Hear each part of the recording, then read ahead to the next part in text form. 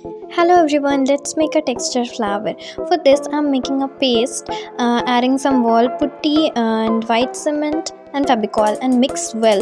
Mix until it gets smooth. I'm using my own homemade canvas. First, draw a circle to make a perfect flower, and then gently apply the texture paste with the help of a spoon. You can use your tools also, but I'm using here a spoon. Now continue applying texture paste on canvas like this.